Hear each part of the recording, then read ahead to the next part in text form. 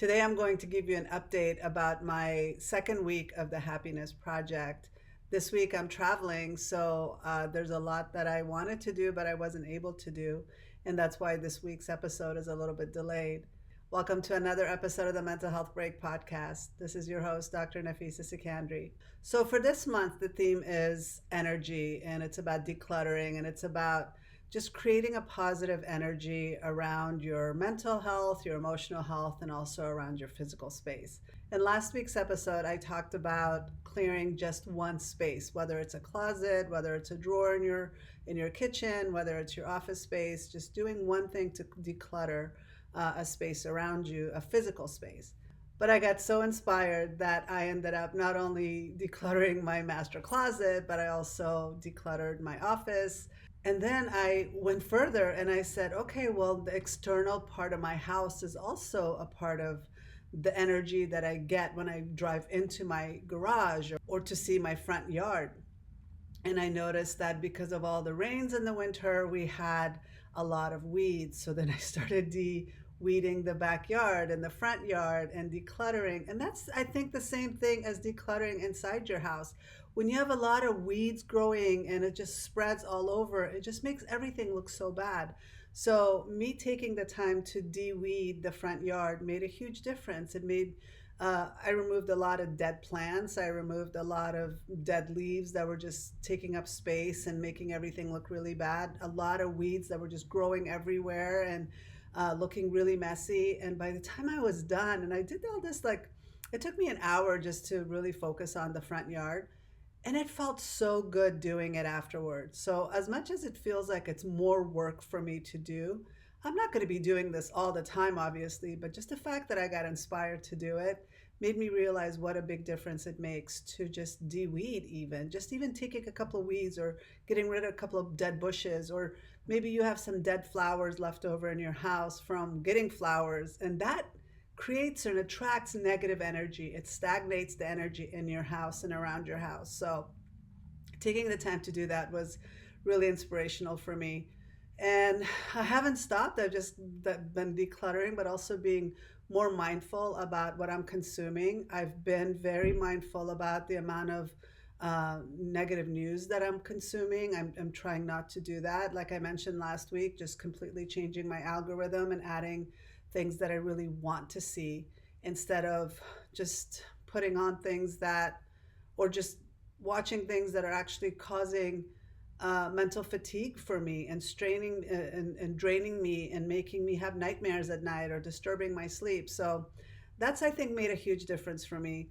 A lot of this, like I said, feels like more work, but if I'm not wasting a lot of time consuming content that I passively was sitting and wasting hours doing, now I have time to do other things. So getting up and moving around and weeding and organizing and decluttering, that's actually been really good for my mental energy as well. I find myself sleeping better. I want you to let me know how you're doing. Share with us how you're doing with the decluttering or creating more positive energy for the month of January as part of the Happiness Project.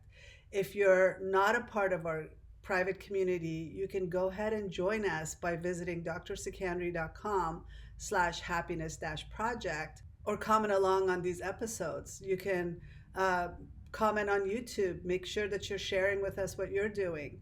But I would really hope that you can join us for the Happiness Project, because through this private community, we do have once a month live calls where I'll be answering your question and providing support. But also, there's a community to support you. And so we can share and support each other. We can share our struggles. We can share our challenges. We can share our wins. And I can support you with what you're doing, and the community members can support you. So please let other people know to join this project. Like I said, I made the price really cheap, $10 a month, just for you to have a little bit of a skin in the game, to commit to doing the work and to see if we can make month after month happier than it was last year. So that was the goal of the Happiness Project, and I'm really excited about moving forward to see how this month ends. This month, I also expanded my comfort zone. Like last December, I got an offer to come to Florida for a Podfest conference. Now, I didn't know anything about Podfest. I haven't been to Florida in over 20 years. And so I just took a leap of faith and said, why not?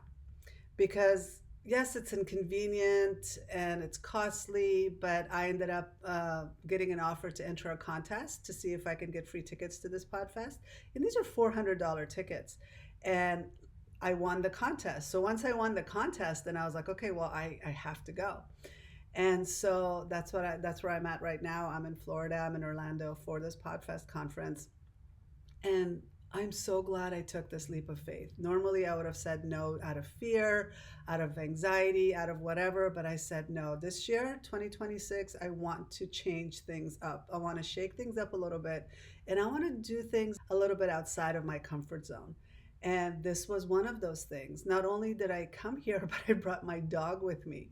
And so traveling with a dog for the first time was also very new for me. That's another adventure, a new challenge that I wanted to experience and see what that was going to be like. And I can tell you that having a dog waiting for you at the hotel when you're traveling by yourself is such a nice thing.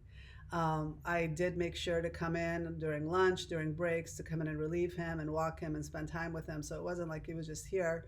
And he did what he does at home. He was sleeping most of the time when I wasn't here anyway. So but at the same time, it was really nice to have him here and have him be with me as we explored. We walked around, we explored the area around us, and I was even able to take him inside the conference one day. And he was met with such warm reception by everybody. And so that was a new adventure. So that's what I'm talking about. This year, my goal is to just expand my world and do things that I normally wouldn't do, challenge myself, face my fears, expand my comfort zone.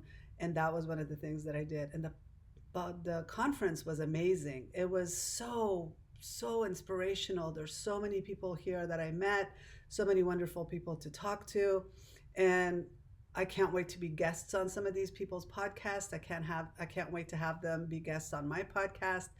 You will be seeing some of these people in the future episodes, and hopefully we'll be learning a lot from them. And there's so many amazing people out there having these podcasts and sharing their information and inspiring the world. And so that was exciting. So if there's an opportunity that's coming your way that you're not sure about whether you should do it or not, I think you should just do it, as long as it's safe, as long as there's potential for benefit for you.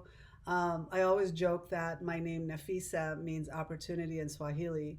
And I hope that that is still true, because I have confirmed it with some people that do speak Swahili, and they said that that does mean opportunity. So I joke that because my name means opportunity in Swahili, I always like to take advantage of opportunities, because I know opportunities, they don't come our way all the time. And if you miss an opportunity, it's not going to come around again. And maybe it will, but the chance of it is rare. So when it comes, I like to grab it. It's like Elizabeth Gilbert talked about this as far as inspiration when she's writing a book. She's like, she could be in the middle of the most amazing experience, but when inspiration hits her, she better run home and write it all down. Otherwise, she knows it's going to move on to the next person. I see opportunity as the same way. Like once it comes your way and you ignore it, or you just let it pass you by, you're going to miss it. And I am a big believer that on my deathbed, I'm not going to regret the things I've tried, but I am going to regret the things that passed me by, and I wish that I did take advantage of it. So making the decision to come to Florida wasn't that big of a deal. It was a little bit inconvenient. It was not at a good time, obviously, and it was raining while I got here, and it's going to rain when I leave, and it's been super cold in Florida, which is so shocking, me being from Arizona, where it's 80 degrees over there and it's 40s here. But at the same time, I am so glad I did it. I'm so glad I came, and I hope that that motivates you and inspires you to take advantage of something that's an opportunity that's coming your way that you might be sitting on the fence about. But just do it. Just learn from it. Sometimes you might fail, but you're not going to. It's not going to be a waste, because I feel like failure is the best teacher, and you're either going to win or you're going to learn. So there's no bad thing about taking risks that could potentially be beneficial. So anyway, I'm going to keep this podcast episode short, But I wanted to just let you know what my update was as far as what I'm going through this week. Next week, I'm going to do a live for the Inside the Community. So please come join us. It's going to be on Wednesday. So come join us for our live. And then I also have an energy practitioner that I will be hosting for the podcast either next week or the week after. I'll be interviewing her.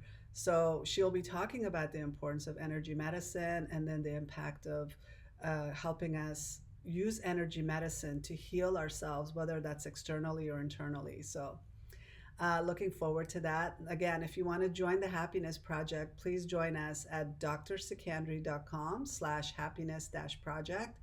You will see the link in the bottom of this on the show notes or on YouTube captions. So I hope you join us, and looking forward to learning more about what you're doing. If you're joining us on the Happiness Project, even if you're not joining us inside the private community, share with us what you're doing. Share with us if you want to just go along on this journey and what you're trying. At this conference, I did meet this woman. She said that between the end of December and the beginning of January, what she does is she just completely cleans and organizes every single year. And people ask her, why do you do that? That's so much work after all the exhausting experience you've had with the holidays. Why do you do all of that, declutter, organize? And she said, because it makes me feel so good. And that's her ritual every single year. So I'm not doing anything groundbreaking here, but I just thought this theme, starting off the year, getting organized and decluttered, is a really good way to, and then also improving our energy is a good way to get the year started. So, anyway, we'll talk to you guys next week, and please share with me in the comments what you're doing, what you're experiencing, and what you think about this episode. What has inspired you? What's one takeaway you're taking away from it? And then let me know some other suggestions you might have for me to do for the rest of this month. To improve my energy, to maybe you have some suggestions that could make this month go even better than it is so far. So, looking forward to next week. Until next time, bye.